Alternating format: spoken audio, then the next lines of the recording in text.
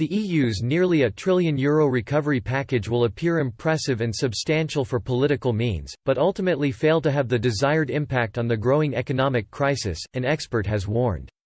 The EU has unveiled a proposed €750 billion recovery plan to get the continent back on its feet after the pandemic.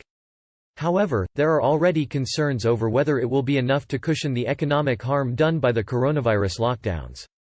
Rémi Bourgeot, an economist and associate fellow at IRIS, spoke to France 24 about why it will be difficult for the emergency fund to change the course.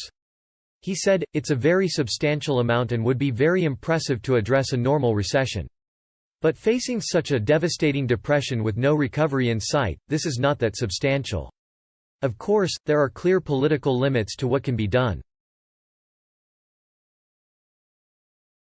The fact that France and Germany were already able to agree on something of that scale is very significant.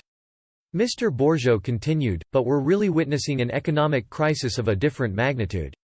Although this is really a strong political signal and showing some kind of cohesion, it's really not going to change the course of the depression we're facing.